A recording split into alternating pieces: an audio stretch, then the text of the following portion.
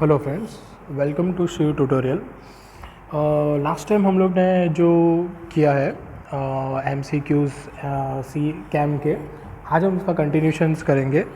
तो और भी मैंने बहुत सारे वीडियोस बनाए हैं बीच में, कैम एंड कैम प्रोफाइल के टॉम के मैंने बनाए थे। वो आप मेरे ऊपर दिए गए आई बटन को क्लिक करके आप मेरे जो भी अलग अलग वीडियोज़ है थियरी ऑफ मशीन्स के, ठीक है, फिर अप्लाइड मैकेनिक्स से भी मैंने कुछ वीडियोज़ बनाए थे और भी बनाने वालों आगे, ठीक है। तो आप उसको भी देख सकते हो अगर आपको हेल्प मिले तो।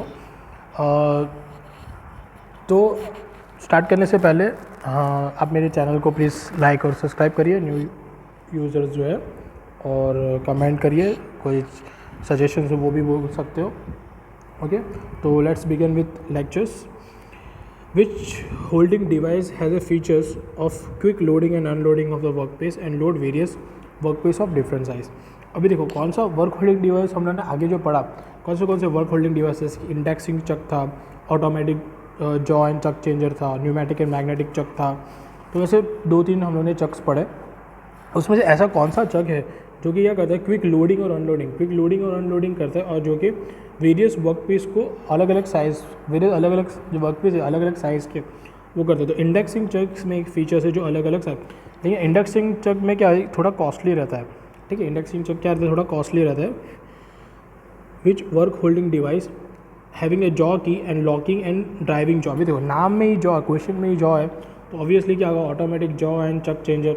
तो क्या रहता है, एक जॉ मतलब एक दांत जैसा रहता है जो कि होल्ड करके रखता है, ठीक है। जॉ की and locking and driving jaw, तो एक जॉ की करके रहता है ऑटो, जो कि क्या करता है, जैसे कि हम लोग का नॉर्मली जो लेथ का जो चक रहता है ना, मोस्टली वैसा ही रहता है, ठीक है।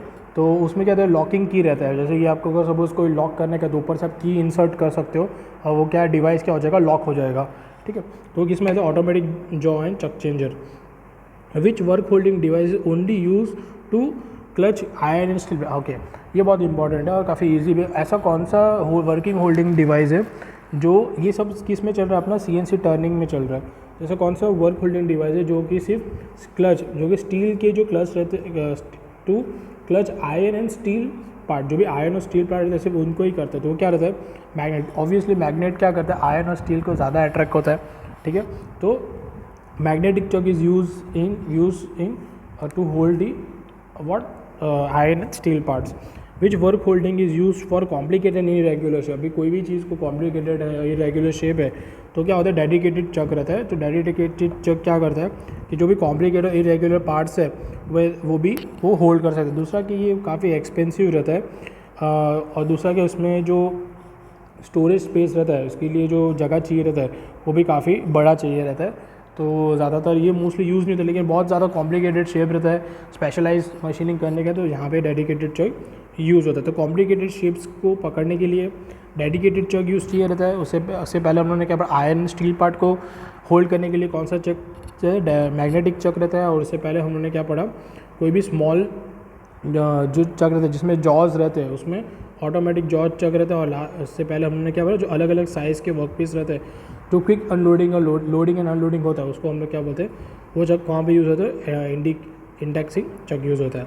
नेक्स्ट वन है कि which work holding device is use to hold short as well as large size of part. जो छोटे और बड़े जो पार्ट रहते हैं वो छोटे बड़े पार्ट से, अभी छोटे बड़े पार्ट से एक ऐसा चक रहता है कि जैसे इंडेक्सिंग चक है, तो इसमें हम लोग अलग अलग साइज़ के रहते हैं, बहुत बड़ा या बहुत छोटा ऐसा नहीं रहता है, कोई भी पर्टिकुलर साइज़ रहेगा, ठीक है। वो हालांकि रह सकता है बड़ा छोटा, लेकिन किसी भी चीज़ को काफ़ी बड़ा है जिसको चक और ऑटोमेटिक एक्सपांड हम लोग कर सकते हैं। तो ये किस में होता है, एक्सपांडिंग कॉलेट एंड मैंड्रिल। तो ऑटोमेटिकली एक्सपांडिंग कॉलेट, इसमें क्या होता है कि हम लोग जो लार्ज साइज़, बहुत बड़े बड़े साइज़ के जो रहते हैं, या बहुत छोटे छोटे जो साइज़ के रहते हैं, ठीक है। तो कभी कभी बहुत छोटा साइज़ का वर्क पीस रहता है, बहुत बड़े साइज़ का वर्क पीस भी रहता है। तो इसमें एक्सपांडिंग कॉलेट और मैंड्रिल में क्या करते हैं, ऑटोमेटिकली वो क्या होता है, बड़ा या छोटा हो सकता है। इट इज़ ओनली पॉसिबल, क्या होता है, ऑटोमेशंस में ओनली पॉसिबल रहता है। और ये कहाँ पे यूज़ है, लाइट जॉब और हैवी कट के वर्क पीस में भी ज़्यादातर यूज़ होता है, ठीक है। इन CNC Turner which device is use for tool holding device. तो CNC में कौन सा टूल होल्डिंग डिवाइस का नाम क्या है, टरेट, ठीक है। तो टरेट क्या रहता है, टूल होल्डिंग डिवाइस कहाँ पे यूज़ होता है, CNC टर्निंग में।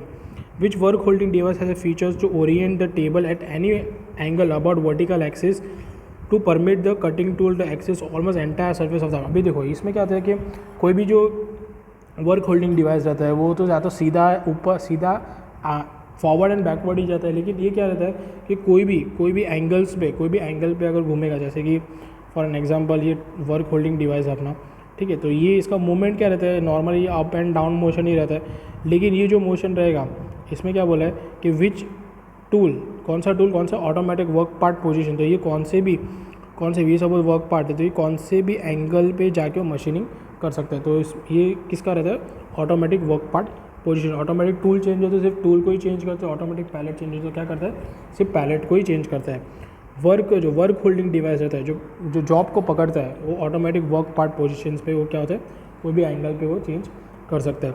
विच interfacing device providing a function of generating 2D picture of raster device और वेक्टर पिक्चर। अभी 2D डिवाइस हम लोग को करने का, जो हम लोग कोई भी सब जैसे कि ऑटोकैड यूज़ करते हैं, जैसे एक्सेल यूज़ करते हैं तो .xl करके, वर्ड यूज़ करते हैं तो वर्ड का एक डिवाइस आता है जो .doc रहता है, वैसे हम ऑटोकैड यूज़ करते हैं DWF रहता है, तो वो सब क्या रहता है, इंटरफेसिंग डिवाइस बोलते हैं उसको। उस डिवाइस को क्या होती है, इंटरफेसिंग डिवाइस। तो कौन सा इंटरफेसिंग डिवाइस है to generate the 2D picture, क्या आता है, JKS ग्राफिक कर्नल सिस्टम रहता है, ठीक है। आगे बहुत सारे IGES रहता है, PH, ये IGES सिस्टम हमने देखा होगा, जो भी हम लोग सपोज प्रो ही करते या क्रियो करते थे हम लोग, तो उसको हम लोग को इसमें कन्वर्ट करने का होता था। सपोज वो जो फाइल फॉर्मेट जो बनता था वो क्या होता था, IGES सिस्टम। अभी जैसे कि ड्राइंग का, अभी एक्सेल का फाइल फॉर्मेट क्या है, .xls रहता है, फिर वर्ड का भी अलग फाइल फॉर्मेट रहता है, पावर पॉइंट का भी PPT करके फाइल फॉर्मेट रहता है। वैसे ही इसका जो फाइल फॉर्मेट है वो क्या है, JKS, जो कि फंक्शनिंग, जो कि क्या करता है, 2D पिक्चर को कन्वर्ट करता है, या provide functioning to the generating 2D picture. दूसरा क्या है, which standard graphical tool for interchange design information in CAD CAM. जैसे कि मैंने ऑलरेडी आपको बोला है कि कैड और कैम में इंटरफेसिंग करने का, जैसे कि यूनिग्राफिक्स है वो कैम सॉफ्टवेयर है, ठीक है, फिर मास्टर कैम है वो कैम सॉफ्टवेयर है, फिर कैड है वो कैड सॉफ्टवेयर रहता है, CAD जो 2D मॉडलिंग होता है, 3D मॉडलिंग होता है, फिर एनसिस है वो स्टिमुलेशन सॉफ्टवेयर रहता है। तो ये सब सॉफ्टवेयर्स का जो फॉर्मेट रहता है, ड्राइंग फॉर्मेट रहता है, या इंटरफेसिंग फॉर्मेट जिसको हम लोग बोलते हैं, वो क्या रहता है, IGES। तो IGES का फुल फॉर्म क्या है, इनिशियल ग्राफिक्स एक्सचेंज स्पेसिफिकेशन। इसका फुल फॉर्म भी पूछ सकते हैं, इसका IGES मतलब क्या है, इनिशियल ग्राफिक्स एक्सचेंज स्पेसिफिकेशन, इसका फुल फॉर्म है। Which graphical interface having drawing entities, block, reference and object section. ऐसा कौन सा है जो जैसे कि ऑब्जेक्ट सेक्शन है, जैसे कि हमने DXF format, drawing action format मतलब क्या था, ऑटोकैड में आपने देखा होगा, तो ऑटोकैड में क्या रहता है कि हम लोग को टूल्स रहते हैं सब के, drawing tool, line tool, polyline, circle, ऐसे टूल्स रहते हैं। फिर ब्लॉक रेफरेंस रहता है, कौन सा ब्लॉक रहता है, ठीक है। फिर ऑब्जेक्ट सेक्शन रहते हैं, जैसे कि 3D ऑब्जेक्ट, ये सर्कल डायरेक्टली एक्सट्रूड कर दिया, फिर हम लोग ने होल स्पीयर गिरा दिया, फिलेट कर दिया, तो ये सब चीज़ें वो किस में रहता है, ड्राइंग एक्सचेंज फॉर्मेट में रहता है, ठीक है। और which is the origin point of the coordinate measuring system of the machine. तो जो भी ओरिजिन पॉइंट रहता है, ये हम लोग को फॉर्मेट समझ में आया, ये बहुत इंपॉर्टेंट है।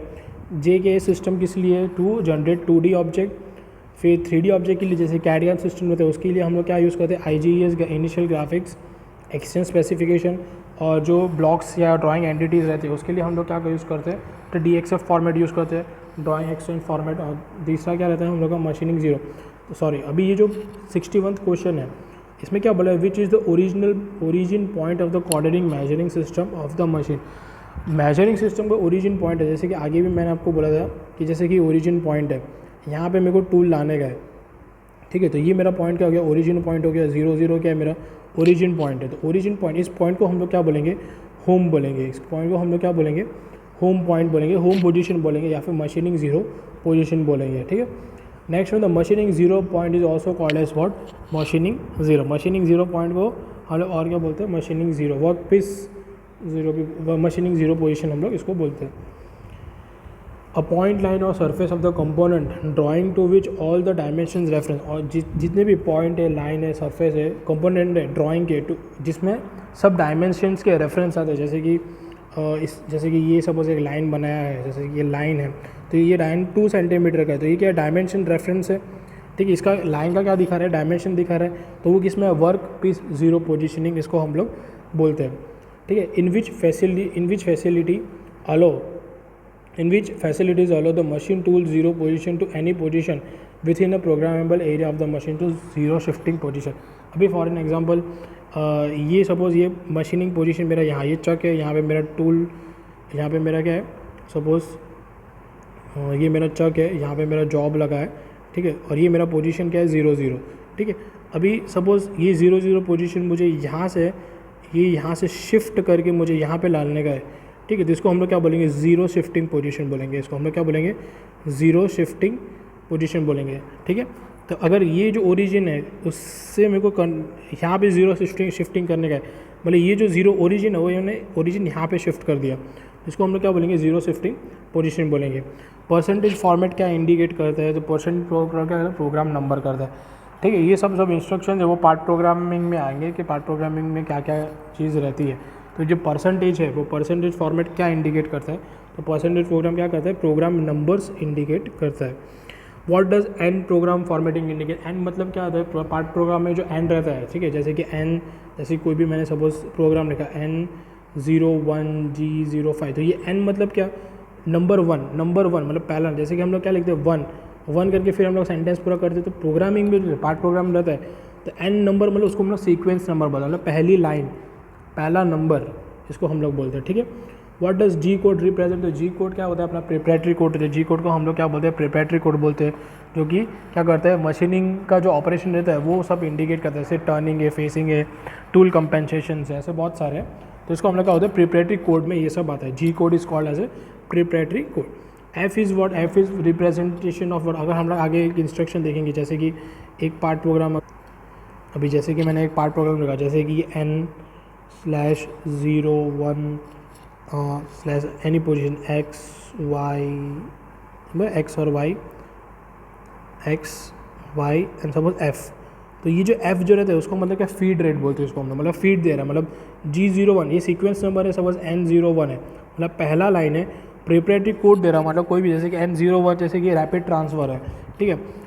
टर्निंग के लिए तो टर्निंग के लिए 20 रहेगा या 10 रहेगा, जो भी रहेगा वो, ठीक है। एक्स मतलब पोजीशन, हम लोग पढ़ेंगे एक्स वाई जेड क्या रहता है, और एफ मतलब क्या रहता है, यहाँ पे फीड देते हैं हम लोग, जैसे लेथ मशीन में कैसे हम लोग फीड देते हैं, जैसे एफ मतलब व्हाट, फीड रेट, ठीक है। Next one S is what, S is representation of the spindle speed, उसको हम लोग क्या बोलेंगे, स्पीड, जैसे हम लोग अंदर डालते हैं, जैसे कि 1000 RPM है, 400 RPM है, तो एस क्या रिप्रेजेंट करता है, स्पिंडल का स्पीड करता है। T D is what, T D is a symbolic representation of which programming format to tool number. T D is what, अगर सर टूल नंबर, जैसे ऑटोमेटिक पैलेट चेंजर है, अगर उसमें मेरे को दे रहे, जो टूल नंबर वन में फेसिंग का टूल है, टूल नंबर 2 में टर्निंग का टूल है, टूल नंबर 3 में ड्रिलिंग का टूल है, तो अलग अलग टाइप के टूल नंबर्स रहते हैं। तो टी डी मतलब क्या, टूल नंबर्स हम लोग इसको बोलते हैं। नेक्स्ट वो E O D, what is end of the block, मतलब जैसे कि एक प्रोग्राम सेट ऑफ इंस्ट्रक्शन मैंने लिखा है, सपोज N01 का एक प्रोग्राम है, N02 का एक प्रोग्राम है, ठीक है। अभी N03 में मेरा प्रोग्राम एंड हो रहा है, तो यहाँ पे क्या लूँगा कि प्रोग्राम का जो ब्लॉक रहेगा, अभी प्रोग्राम का ब्लॉक किसको बोलते हैं हम लोग, जैसे कि सपोज ये टूल है, ठीक है, ये मेरा सपोज ये मशीनिंग मुझे करने का इतना, तो यहाँ से सपोज चालू होगा, ये पहला ब्लॉक है, तो यहाँ पे आगे ख़त्म होता है ना, ये जो ब्लॉक यहाँ पे ख़त्म होता है, तो ये ब्लॉक, यह पहला ब्लॉक को एंड करने के लिए मैं क्या करूँगा, EOD डालूंगा, and of the block, end of block हम लोग इसको बोलते हैं, ठीक है। यहाँ पे क्या करूँगा मैं, एंड ऑफ ब्लॉक करूँगा, यहाँ पे एंड ऑफ ब्लॉक बोलते हैं। एक्चुअली EOD नहीं है, ये क्या आ जाएगा, EOB हो जाएगा, ये D नहीं है, ये EOB हो जाएगा, ये बाई चांस मिसप्रिंट हो गया, ये EOB है, एंड ऑफ ब्लॉक है, ये D नहीं है, इसके जगह पे क्या है, B है, तो एंड ऑफ ब्लॉक है ये, ओके। तो एंड ऑफ ब्लॉक मतलब एक ब्लॉक को मेरे को कंप्लीट करने का, जैसे कि ये ब्लॉक है, ठीक है, ये सपोज इसको ये इतना एक्स एक्सिस है और इतना जेड एक्सिस है, तो ये पूरा ब्लॉक को यहाँ तक मैंने प्रोग्राम का इंस्ट्रक्शन दे के ये यहाँ पे ख़त्म होता है। ये जो एक पार्ट जो कंप्लीट होता है उसको हम लोग एंड ऑफ ब्लॉक बोलते हैं हम लोग इसको, ठीक है। नेक्स्ट वन है अपना, तो फिर ये क्या था, primary motion dimension, secondary motion dimension, tertiary motion dimension. Suppose ये अपना एक नंबर जैसे कि एन कोई भी इंस्ट्रक्शन, तो एक्स वाई और जेड क्या रिप्रेजेंट करेगा, प्राइमरी, इसको हम लोग क्या बोलेंगे, primary X axis, Y axis and Z axis. उसके बाद क्या करेगा, आई यू वी डब्ल्यू का मतलब क्या है, जैसे कि फॉर एन एग्जांपल आप अभी for an example X Y Z है, तो ये क्या है, ये प्राइमरी मोशन है। सेकेंडरी में क्या रहेगा, अभी सेम चीज़, अगर सपोज यहाँ पे एक मशीनिंग सेंटर है, तो ये एक्स एक्सिस, वाई एक्सिस और जेड एक्सिस रहेगा। जेड एक्सिस के टाइम पे फिर और एक मेरे को चीज़ करने का है, जैसे दूसरे में भी एक्स वाई और जेड लेने का, तो मेरा क्या आ जाएगा, सेकेंडरी आ जाएगा। और टर्शरी में क्या रहेगा मेरा, पी क्यू आर। तो ये टर्शरी पोजीशन है। नेक्स्ट और एक इंपॉर्टेंट चीज़ है कि सपोज़ आप में कभी कभी आई जे और के भी आते थे। आई जे के क्या रहता है, ये क्या सेंटर्ड है। जैसे कि अगर सपोज़ ये मेरा वर्क पीस, अगर यहाँ से मैं अगर सपोज़ मुझे सर्कल ड्रॉ करने का है, तो ये क्या रहेगा मेरा, ये आई, ठीक है, ये पोजीशन क्या रहेगा, आई पोजीशन, और ये पोजीशन मेरा क्या रहेगा, जे पोजीशन। ये जे पोजीशन और आई, मतलब सर्कुलर इंटरपोलेशन देने का है मुझे, कोई कर्व बनाने का या कोई सर्कल बनाने का है। तो सेंटर से जो डिस्टेंस रहेगा आई का और सेंटर से जो डिस्टेंस रहेगा जे का, वो हम लोग यूज़ करेंगे आई जे के करके। ओके, उसके बाद क्या रहेगा, series of word defining a single instruction like linear motion, circular motion और कैन साइकिल।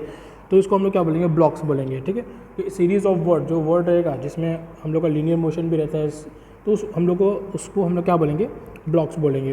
ठीक है, उसके बाद क्या रहेगा, what is the mean by leading zero. Leading zero का मतलब क्या रहता है, फॉर एन एग्जाम्पल, तो इसका आंसर क्या आता है, it is a series of word defining single instruction. तो ये series of word representing single of instruction, तो वो तो नहीं आएगा, क्योंकि सिंगल इंस्ट्रक्शन ऑलरेडी मैंने आपको आगे ही पढ़ा है जो कि ब्लॉक है, तो ये तो नहीं आएगा। इसका आंसर ब्लॉक, इसका आंसर क्या आएगा, ब्लॉक आएगा। दूसरा, value following address letter command, value following address letter command, तो वो भी नहीं आएगा।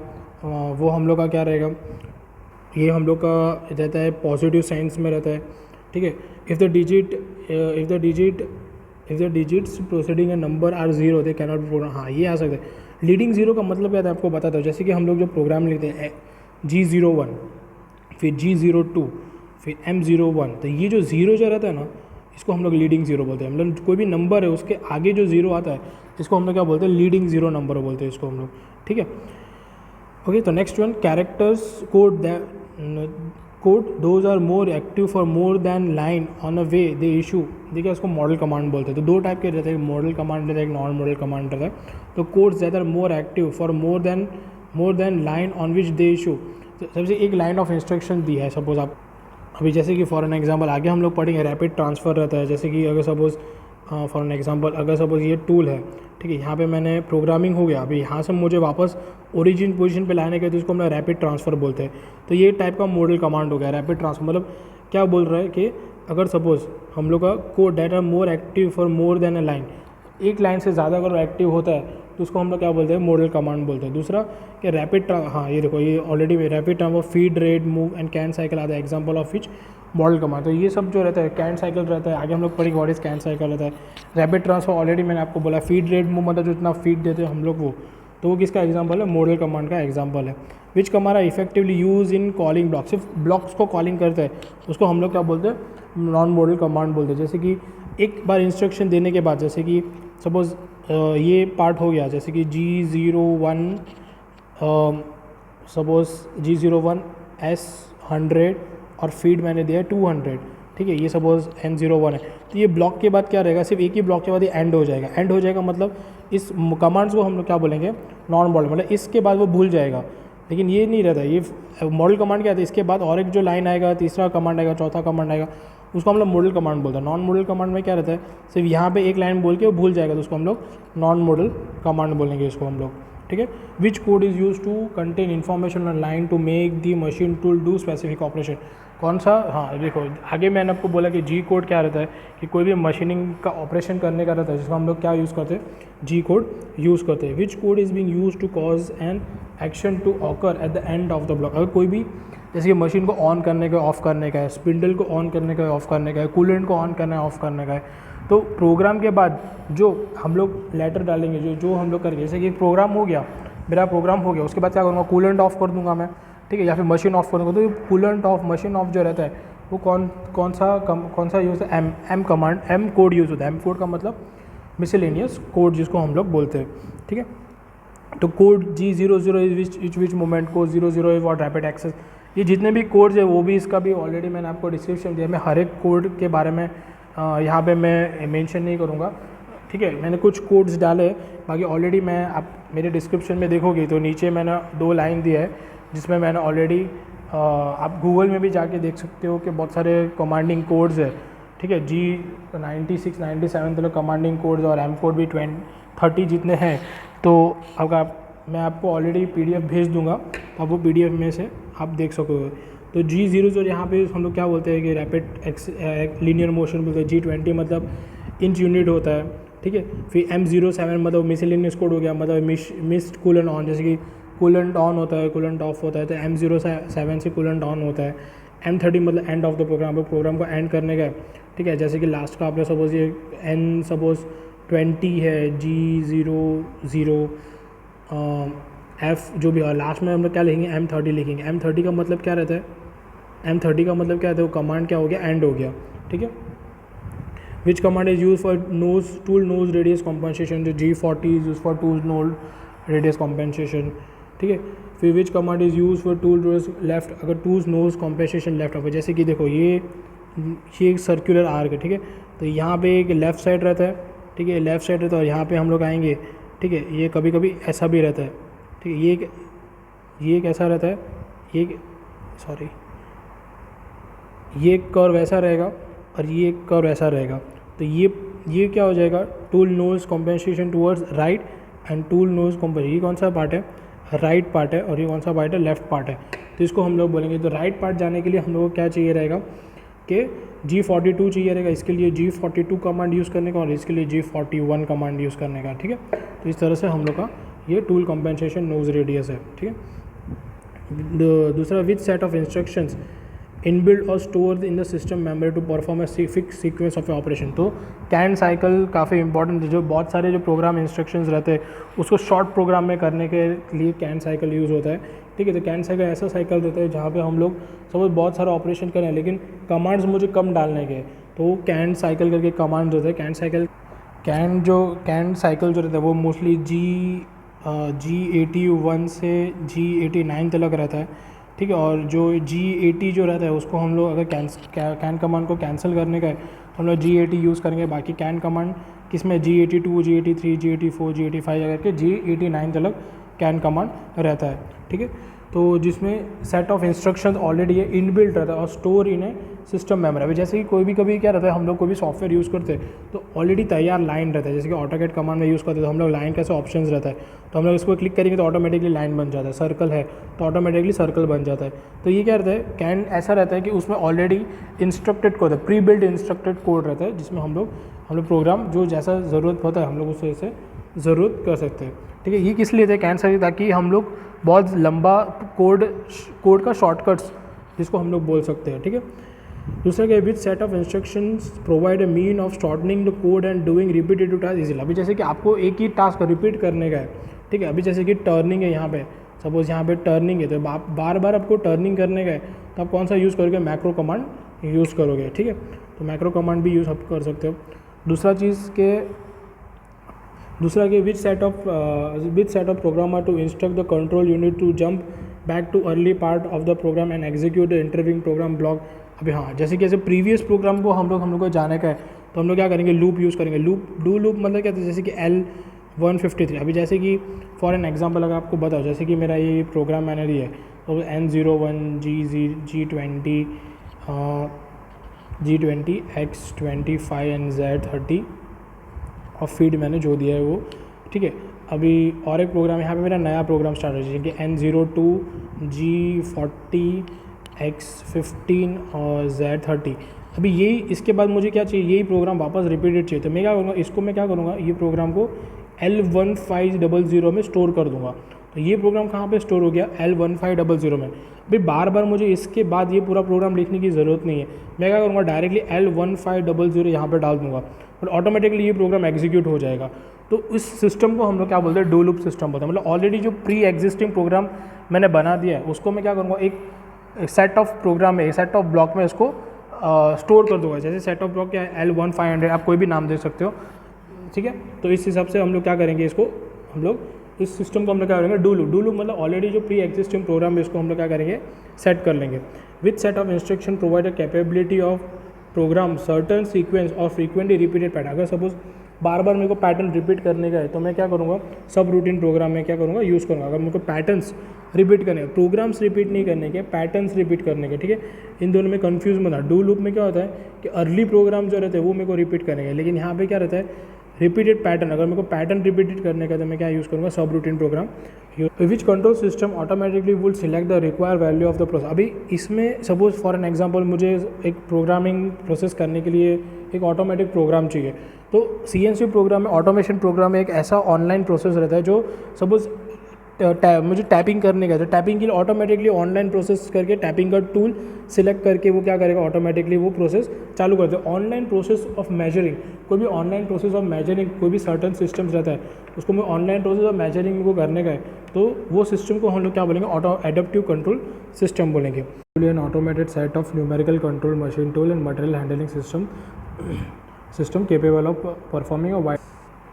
ऑलरेडी मैंने आगे आपको ये इस चीज़ के बारे में बताया है कि machining tool and material handling system मतलब ऐसा रहता है कि फॉर एन एग्जांपल अगर सपोज आपने एक मशीन में रॉ मटेरियल डाला है, वो ऑटोमेटिकली वो पूरा प्लांट ऑटोमेटिक, जैसे कि अब गाड़ी जैसे बनती है, हम लोग की जो कार्स जो मैन्युफैक्चरिंग होती है वो क्या होता है कि ऑटोमेटिक बॉडी शॉप रहता है, पेंट शॉप रहता है, फिर असेंबली पॉइंट रहता है, वो कंटिन्यूस एक साइड से गाड़ी है तो सब चीज़ ऑटोमेटिकली उसके ऊपर मैन्युफैक्चरिंग होकर लास्ट में पूरी गाड़ी तैयार होकर निकलती है। तो उस पूरे सिस्टम्स को हम लोग क्या बोलेंगे, फ्लेक्सिबल सिस्टम बोलेंगे, फ्लेक्सिबल मैन्युफैक्चरिंग सिस्टम। मतलब एक साइड से अगर सपोज आपका कास्टिंग प्रोसेस हो रहा है, एक साइड से हीट ट्रीटमेंट हो रहा है, तो एक साइड से पेंटिंग एंड बफिंग प्रोसेस भी हो रहा है, तो इस तरह से पूरा क्या हो रहा है, सिस्टम पूरा फ्लेक्सिबल है, तो उसको हम लोग क्या बोलेंगे, फ्लेक्सिबल मैन्युफैक्चरिंग सिस्टम बोलेंगे।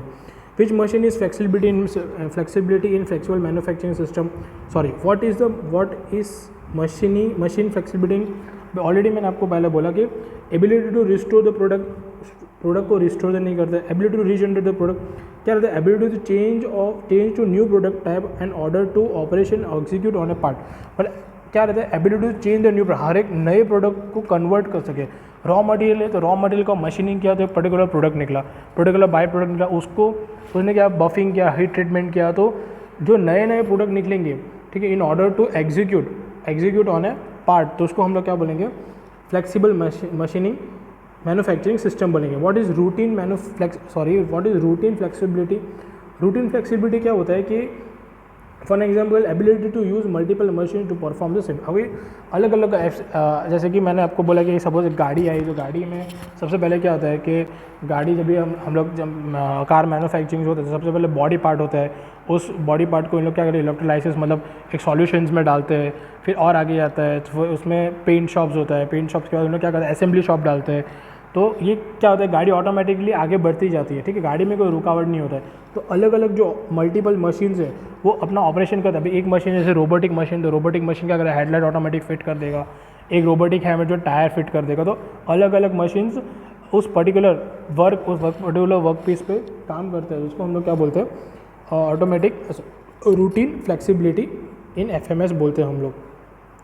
विच are the main system FMS के कौन से मेन सिस्टम, तो हार्ड वायर, कंप्यूटर और PLC, तो वो है नहीं। मेन क्या रहता है, वर्क मशीन, जो मशीन पे जो काम करने वाले रहते हैं, work machine, CNC machine and central computer, मतलब all the combination of DNC and work machine, DNC का मशीन, CNC का मशीन, सारे ऑटोमेशन मशीन क्या रहते हैं, वर्क मशीन्स, ठीक है, CNC मशीन्स और सेंट्रल कंट्रोल कंप्यूटर। अभी देखो वर्क मशीन्स में सब आ जाता है, जैसे कि लेथ आ जाएगा, PLC आ जाएगा, कंप्यूटर आ जाएगा, CNC मशीन भी ये सब आ जाएंगे। तो वर्क मशीन रहता है, CNC मशीन रहता है और सेंट्रल कंप्यूटर रहता है, is the main part of FMS। Which system is called as industrial flexible manufacturing system.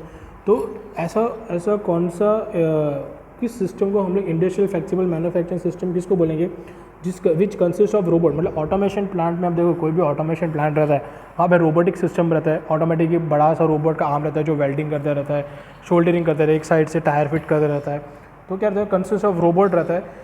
Computer controller machines रहता है, न्यूमेरिकल कंट्रोल मशीन्स है, जिसमें क्या रहता है, CNC रहता है, NC रहता है, ठीक है, कंसिस्टिंग ऑफ रोबोट रहता है, कॉम्बिनेशन ऑफ DNC, NC और रोबोटिक्स, वो सारे जो कॉम्बिनेशंस रहते हैं वो इंडस्ट्रियलाइज फ्लेक्सिबल मैन्युफैक्चरिंग सिस्टम इसको हम लोग बोलते हैं। Which system having features of integrations allow individual process to exchange information with each other initiate.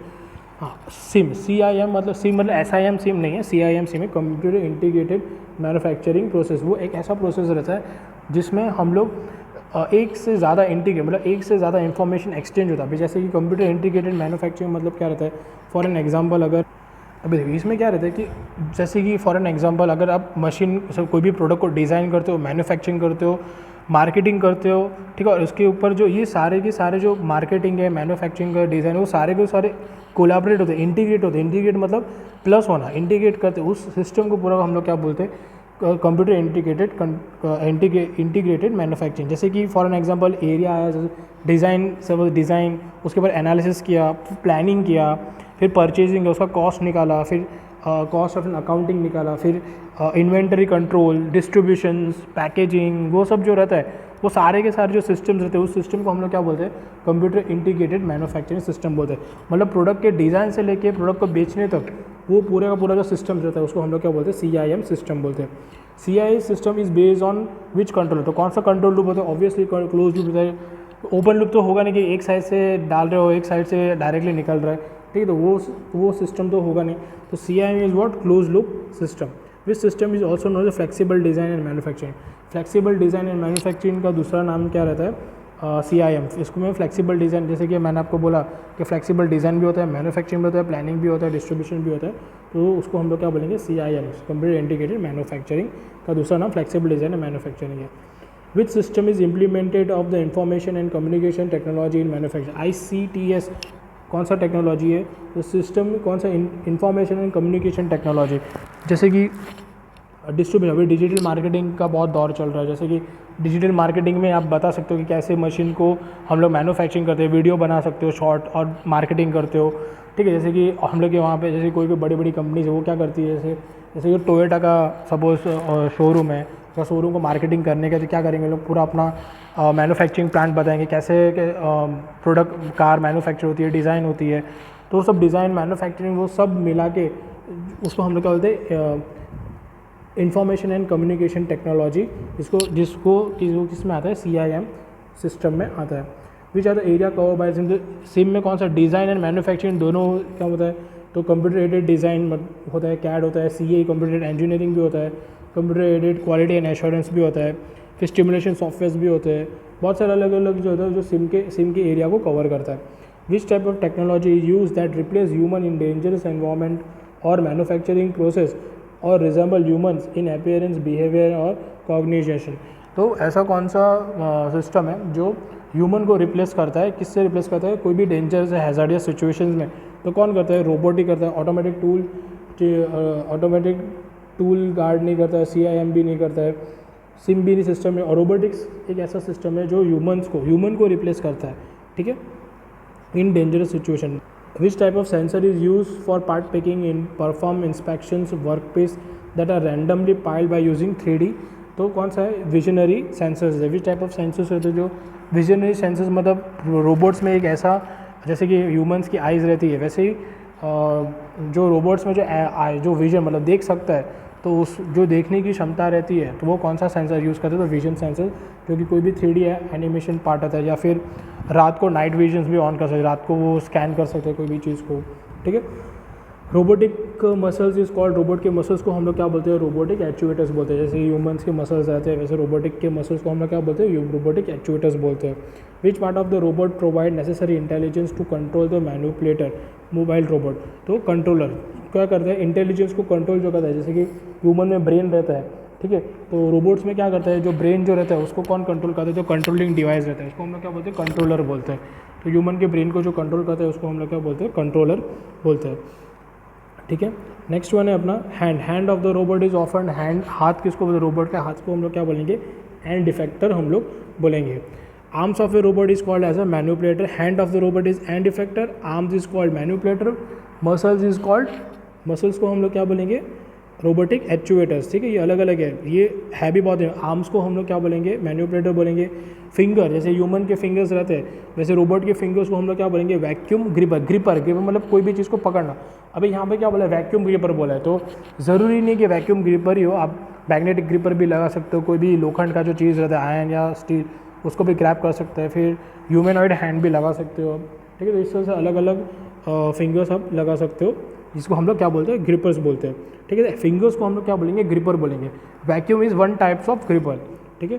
Which arm geometry having 2 linear motion and 1 rotor. अभी जैसे कि रोबोटिक्स आर्म जो रहते हैं, जैसे कि सब फॉर सिंपल ही आर्म है, ठीक है, यहाँ पे एक सिस्टम, तो ये क्या, to linear motion. Linear motion मतलब क्या, या तो ये आगे जाएगा या तो ये पीछे जाएगा, और एक रोटरी मोशन मतलब ये क्या है, घूमेगा, ठीक है, जिसमें दो लीनियर मोशन और एक रोटरी मोशन होता है। उस आर्म ज्योमेट्री को हम लोग क्या बोलेंगे, सिलेंड्रिकल आर्म ज्योमेट्री बोलेंगे, ठीक है, जिसमें 3 लीनियर एक्सिस रहता है, X Y and Z axis. जैसे कि फॉर एग्जांपल ये एक सपोज मोशन है, ठीक है, ये आर्म है, ठीक है, तो एक्स एक्सिस, सपोज ये मेरा एक्स एक्सिस है, ये मेरा वाई एक्सिस है, ठीक है, this one is my Y axis, ठीक है, and this one is my Z axis, ठीक है।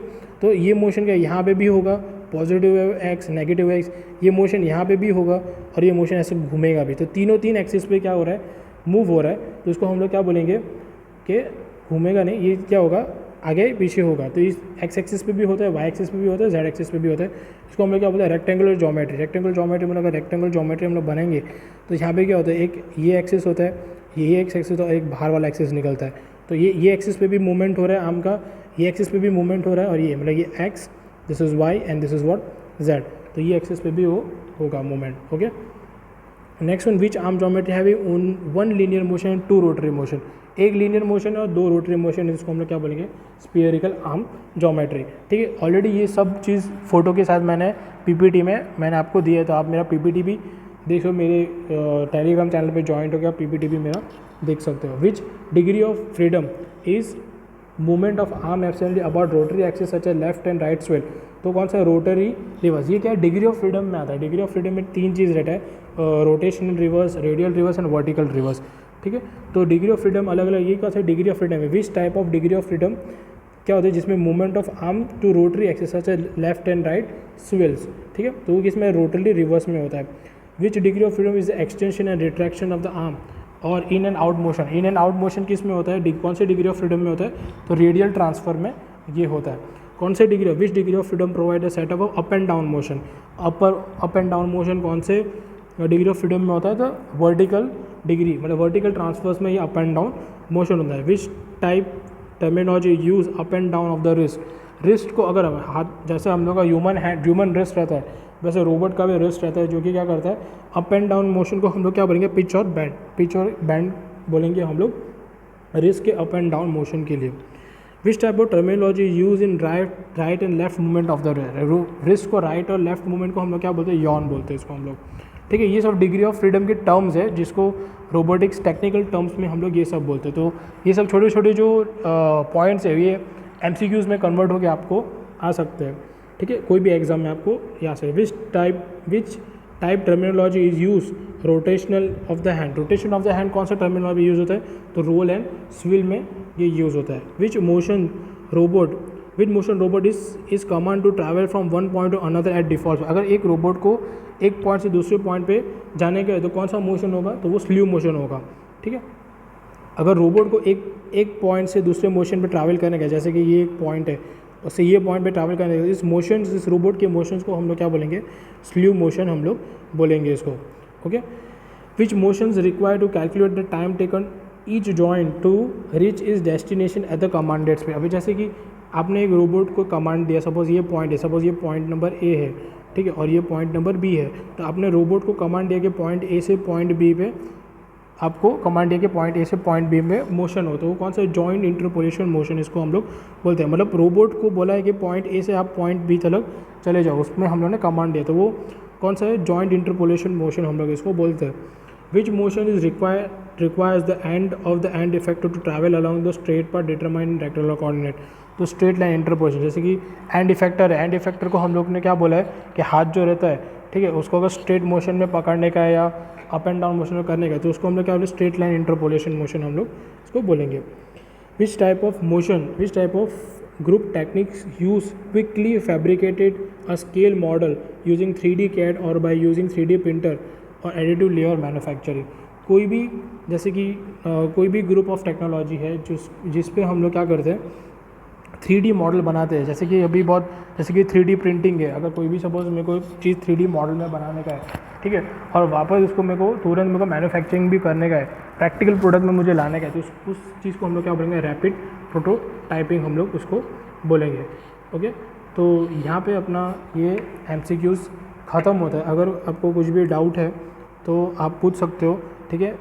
आप पूरा वीडियो देखिए, ठीक है, और आपको अगर सपोज़ कोई भी अगर डाउट है तो कमेंट सेक्शंस में आप डालिए, ठीक है। कोई सजेशन है तो वो भी डालिए, और नीचे दिए गए डिस्क्रिप्शन लिंक में मेरा टेलीग्राम चैनल है, उसको आप फॉलो करिए। उसमें आपको सारे PPTs PDF फाइल सब मिल जाएंगे। MCQs ये जो हमने MCQ किए उसकी भी PDF फाइल में आपको ऑलरेडी वहाँ पे अपलोडेड है, तो आप उसे डाउनलोड कर सकते हैं।